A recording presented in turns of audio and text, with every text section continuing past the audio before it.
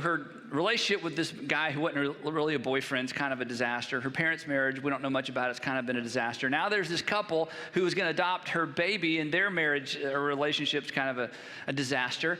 She was in a relationship with the father of her baby, but he wasn't even her boyfriend, and that relationship ended up in disaster. And her parents' marriage ended up in disaster, and now she lives with her dad and her stepmom, and their relationship is a disaster. And then she meets the couple that's about to adopt her baby and finds out their marriage is kind of a disaster. And so there's this tender conversation about 2/3 of the way through the movie with her dad. But about 2/3 of the way through this movie, Juno ends up having this tender conversation with her dad. And in the conversation, she asked a question that I think is so profound that it just, I just stopped. I thought, that is a great question. And in this conversation, she asked a question that's really profound. I mean, it's a great question. All of us have either asked this question or we're going to ask this question, and you may not ask it the way that Juno asked it. Every single one of us have either asked this question or we will ask this question someday, and we may not ask it in the same way that she asked the question. And here's the question. She asked it in two different ways. Here's the question that she asked, and actually she asked it in two different ways. I mean, she's talking to her dad, it's just the two of them. She says, I guess I wonder sometimes if people ever stay together for good. Like people in love. Did she ask it this way? Dad, I just need to know that it's possible for two people to stay happy together forever. I just need to know, is it possible for two people to stay happy together forever? She's talking to her dad. It's just the two of them. And she says, look, I guess I wonder sometimes if people ever stay together for good. I mean, like people in love, do they ever stay together? And then she asked it again, and she asked it this way. And she's talking to her dad, and she says, Dad, do people ever stay together? Dad, I just need to know, is it possible for two people to stay happy together forever? Is it possible for two people to stay happy together forever? In other words, Dad, I'm looking around, and it didn't work out for you and Mom. Dad, I'm looking around, and here's this couple, it ain't working for them. It's not working for me. I look around, and I'm just wondering, am I kidding myself? Am I shooting for something that's, no one ever reaches? Is it even possible? Should I even set my mind to finding someone and being in love and staying happy together forever, Dad? Is it even possible? And really what she's saying is, look, Dad, I've watched relationships. I watched you and Mom, and things didn't go so well between you and Mom. And I've had this relationship with this guy, and it hasn't gone so well. And now I've got this couple that's about to take my baby, and things aren't going so well with them. And I've watched you and now my stepmom. And Dad, I'm just wondering, is this really something that I should shoot for? And my goals, are they set too high to hope that there would be a relationship that's going to last forever, that's going to not just last, but actually be happy forever? And so she says, Dad, I just need to know, is it possible?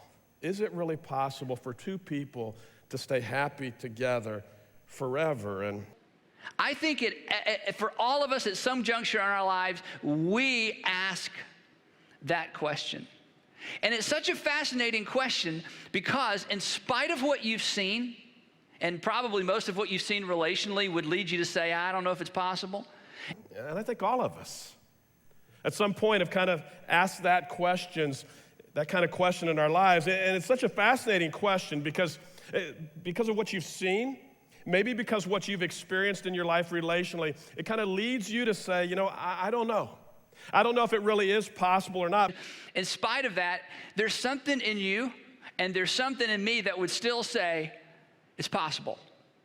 And not only do we think it's possible, you think and I think it's possible for us. But in spite of all that we've seen and what we've experienced, somehow there's something inside of us. There's something inside of me and there's something inside of you where we think it's possible. And not only do we think it's possible for others, but you think it's possible for you, and I think it's possible for me. You still hold out a glimmer of hope that, maybe someday, some way in my current relationship or a future relationship, I'm going to meet somebody and we're going to fall in love and we're going to stay in love and we're going to go out together. I mean, our last dates, may both be on walkers and we may be going down the hall to the place where everybody eats at the nursing home, but baby, we're sitting next to each other and we're holding hands. They may be shaking, but we are holding hands, and people are going to look at us and go, wow, Look how old they are, and they're still in love. So we still hold on to this glimmer of hope where we say, yeah, maybe someday, maybe some way, and it may not be in my current relationship, but somehow in some future relationship, I'm going to meet somebody, and we're going to kind of fall in love, and we're going to stay in love, and we're going to go all the way to the end together in our last days.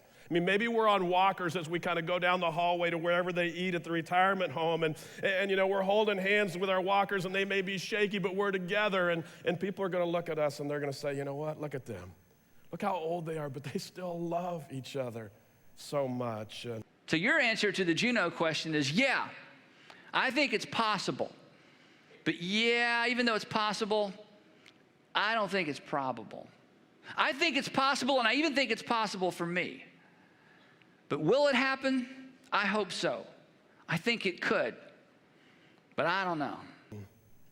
So, to answer Juno's question, I think the answer is, yeah, I think it is possible for somebody to kind of be in love and stay happy together forever. But I would also just say real quickly, even though it's possible, I've got to be honest and tell you it's not very probable. Hey, it's possible. I mean, it could happen. Now, we need to spend about 10 seconds talking about falling in love, and that's all it really requires is 10 seconds. Because the only requirement for falling in love is a pulse, right? I mean, if you have a pulse, you can fall in love. Some of you are in love with people you've never met. They're on TV, and you're just in love. You just stare at them. You think, I'm so in love with him. I'm so in love with her. I mean, she reads the news, and you're in love with her. You know, Because you see, it really only takes about 10 seconds for a person to fall in love. I mean, you can fall in love instantly. All it takes is a pulse. I mean, if you've got a pulse, you can fall in love right away. I mean, it's just amazing how it happens. Some of you are in love with people you've never met before. I mean, they're on TV, and you're just kind of in love, and you stare at them, and you think, oh, I'm so in love with him, and I'm so in love with her, and he plays a character on a TV show, and you're in love with him. Or she just kind of reads the news, and you're in love with her. And there are 1,500 organizations in this country, 1,500, that if you pay them your money and give them a profile, they will connect you with somebody with a similar profile. It is, and you may not believe this, it has never been easier to fall in love. It has never been easier to connect with a broader number of people because of media and because of social networking. It has never been easier to fall in love, but I would argue, and I bet you would agree, it's never been more difficult to stay in love.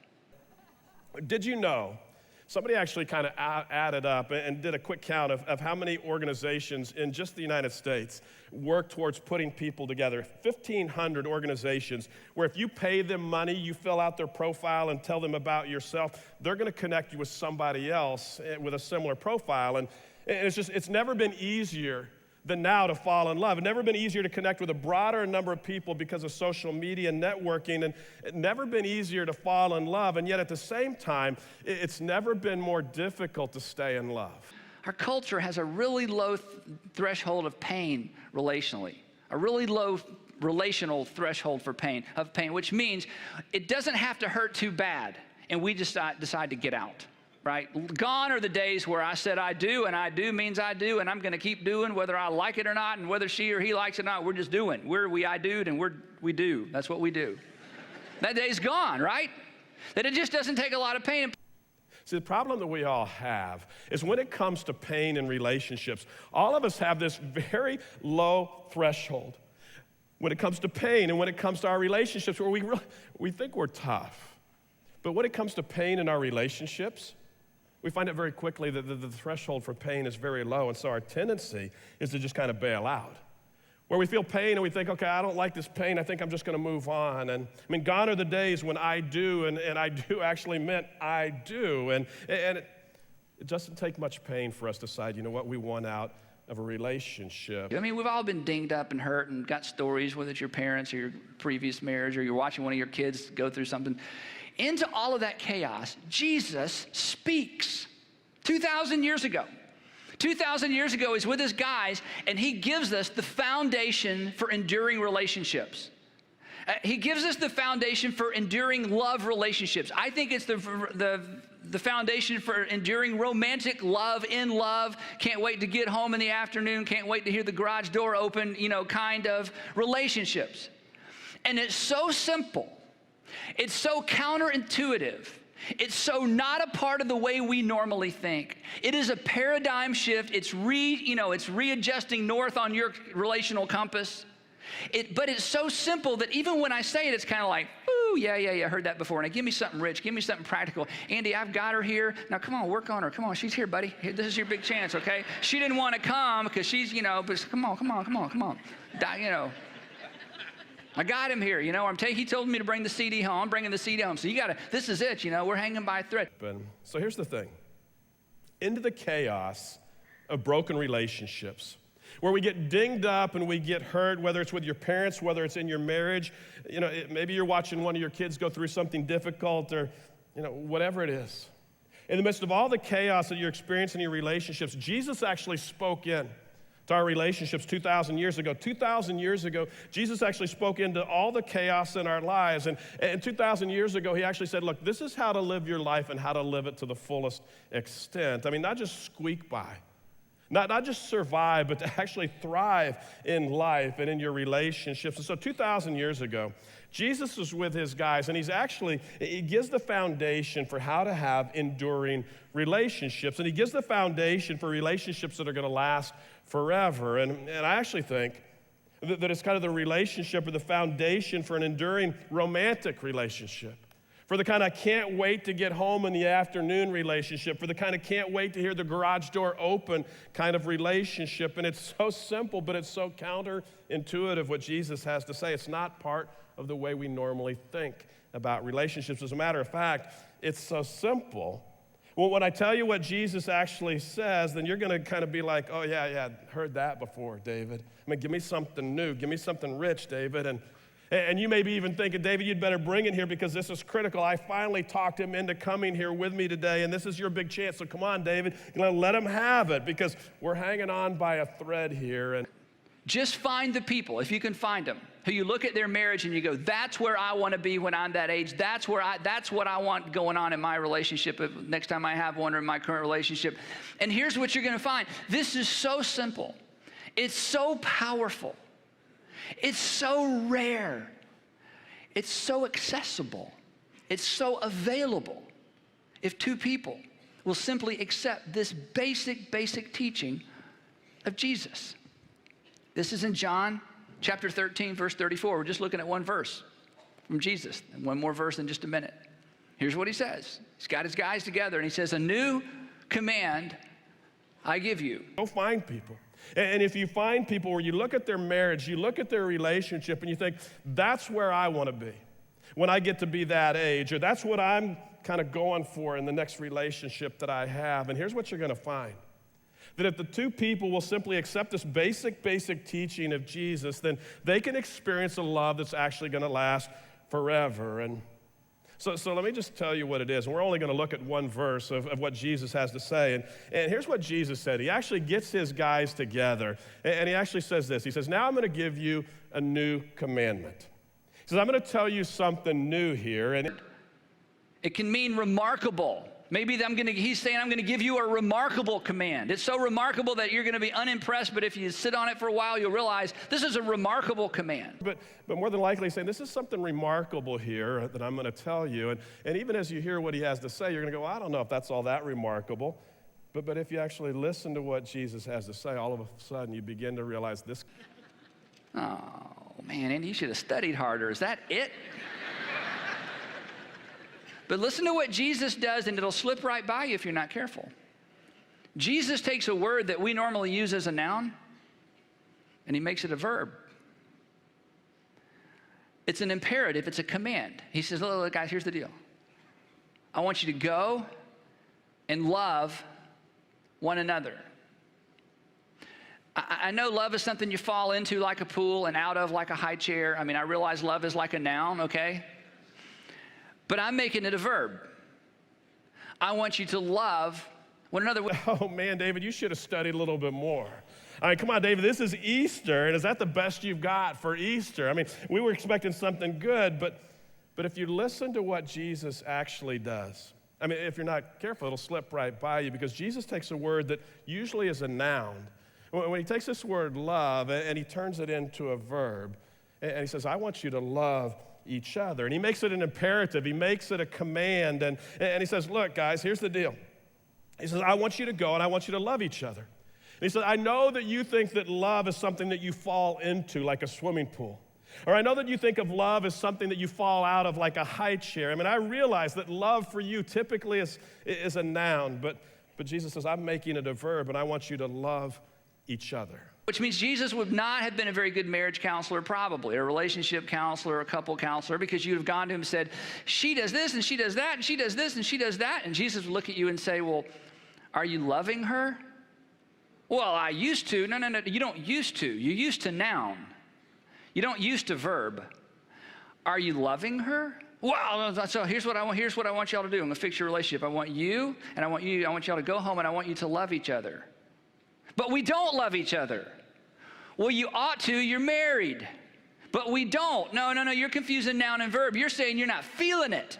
I want to help you feel it. You got to do it, and then you feel it.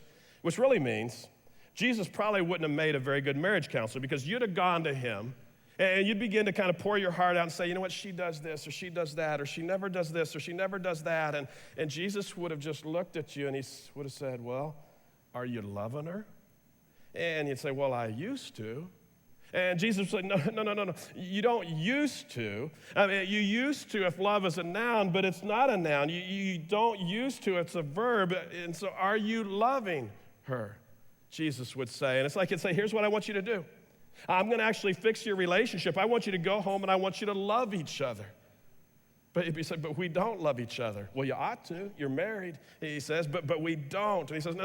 Again, you're confusing the whole thing. You're confusing love for a noun, but it's not a noun, it's a verb. And so I'm not asking you, do you feel like you love each other? Do you want to fall into love, out of love? It's none of that. He says, I want to help you feel it, but first you've got to do it. He says, then you will feel it. You see, your relationship started off feeling it, you know, and then the feeling went away, and you're trying to get the feeling back, and you're thinking the only way to get the feeling back is to meet somebody new, because let's see, when did I feel the most in love? Oh, when I met that new person. I think I'll go meet a new person to get the feeling back. Jesus says, no, here's how it works. If you want to maintain it, if you want to foster it, if you want to, blow on that flame, then you need to quit treating love like a noun, and you need to treat it like a verb. And I want you to go home, and I want you to love one another. And see, probably what happened in your relationship is it started off feeling like love, and then that feeling kind of went away, and now you're trying to get that feeling back, and you're thinking the only way to get that loving feeling back is to meet somebody new. Because in your mind, you kind of think back and you say, the last time I felt the most in love is when I met that new person. And so I think if I could just go meet another person, then I'll get that feeling back. And Jesus says, no. That's not the way it works. Jesus actually says if you want to maintain love, if you want to foster it, if you want to actually kind of blow on the flame and build it up, then he says this. He says, quit treating love like a noun. Start treating love like a verb. He says, if you want love to grow and flourish, quit treating it like a noun. Start treating it like a verb, meaning there's action to it. And so then Jesus would just say, okay, so now let's all just go home and start loving each other.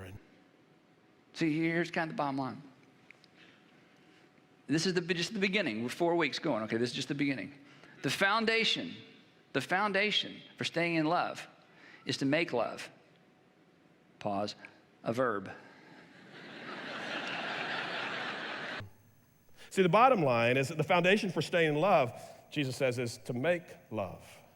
Actually, make love a verb is what he says. And the goal isn't to recapture a feeling. Listen, in the relationship, the feeling is the caboose of the train. It ain't the engine. It starts off as the engine. I understand that. But then it goes to the back of the train. It becomes the caboose. And the goal isn't to recapture a feeling. He's not talking about a feeling. See, in a relationship, the feelings are actually the caboose of the train. And I know that it all started with feelings. When your relationship started, it was kind of the engine, but I understand that. But then it goes to the back of the train, and feelings become the caboose. And he says, I want you to learn how to actively love one another. Love is something you do. And when two people who at some point have been in love or are in love, and we're going to talk for 4 weeks, so don't hey, tell me what to do. We're going to get there. When they actively love one another, guess what it does? It rekindles and continues to kindle and inflame and enrich and make better the in love part of the relationship. But you have to love one another. It's a command. He says, I want you to learn how to actively love one another. And love is something you do.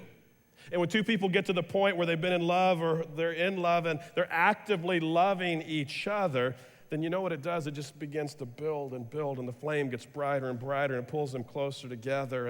And that's why Jesus says, look, you just need to love each other. It's actually a command. But he doesn't stop there. And maybe this is the new part of the command. Listen to the rest of the verse. New command I give you, love one another. As I have loved you, so you must love one another. But then Jesus goes a little bit further than that. I mean, listen to the rest of the verse of what Jesus actually says. He says, so now I'm giving you a new command. Love each other just as I have loved you. You should love each other. I don't want you to necessarily take your cue from your parents. I mean, they may have survived, but if you look at their relationship and they just, finally dad moved upstairs and they've got 2 kitchens and they're in the same house, but I mean, he'd rather go on vacation with, the dog than take your mom. Or, they're together, but it's not what you want. It's going, maybe you don't need to take your cue from your parents about what it means to love one another. And maybe you shouldn't take your cue from your parents-in-law or your fiance's parents or, this person you're in love with's parents. I mean, I don't know where you take your cues from, but Jesus says, for sure. When you think about what does it mean to love like a verb, I want you to take your cue from me. And if you'll allow me to, I will teach you how to love. Not how to be in love. You've got a pulse. You're good. I want to teach you how to stay in love. But if it's going to happen, love must be a verb, not just a noun. To stay in love, you've got to make love a verb. Don't necessarily take your cues from your parents. I mean, maybe your parents survived in their relationship, but if you look at their relationship, and honestly, dad moved upstairs, and yeah, they happen to live in the same house, but he'd rather go on vacation with the dog than he would to take mom on vacation, and you kind of go, okay, I don't think that's the kind of relationship I'm looking for. I'm looking for something better than that. And so maybe you don't need to take your cues from your parents about what it means to love each other. Maybe you don't take your cues from your in-laws either. And I don't know where you tend to take your cues from, but Jesus says, look, when you think about what it means to love like a verb, he says, I want you to take your cues from me. And he says, if you'll allow me, I'll teach you how to love, not be in love, but I'll actually teach you how to love. Because if you've got a pulse, you're good. You can fall in love. Anybody with a pulse can actually fall in love. But he says, I want to teach you how to stay in love. And he says that happens by making love a verb, not a noun. And you've got to make it a verb. Later on, years later, the Apostle Paul comes along, takes the same idea and says it in a different way, except he uses a bad word. I mean, this is bad words, a word we don't like. He uses a word that's actually gotten Christians in a lot of trouble, but it's unnecessary because the word is so offensive that we kind of discount everything he says about this. But the Apostle Paul takes the very idea Jesus said, and he just uses a different word than love, and it's a word that sticks a little harder and is a little bit more of a, I don't know about that, but I'm telling you, it's the very same thing, and it's an extraordinarily powerful word that helps illustrate what Jesus meant when he said, love one another. Here's how the Apostle Paul said it. Ephesians chapter 5, verse 21. Just going to look at this verse. Ephesians 5:21. Here's what he said. Here starts off with the bad word. Submit to one another. And then here's the Jesus part again. Out of reverence for Christ.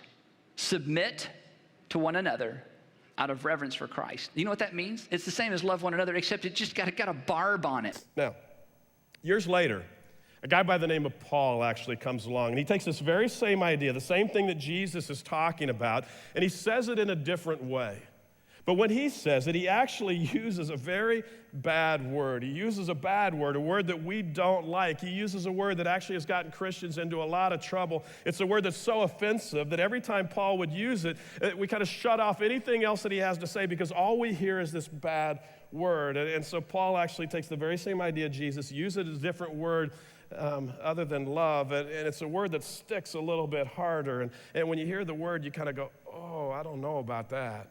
I'm not sure I can do that. And you kind of get this feeling inside of you, and it's this extraordinary, powerful word, and it helps illustrate what Jesus meant when he said to love each other. And here's what the Apostle Paul actually says. Paul says, I want you to submit to one another. There's that bad word. We don't like that word. Submit to one another out of reverence for Christ. There's that example of Jesus again. Submit to one another. And do you know what that means?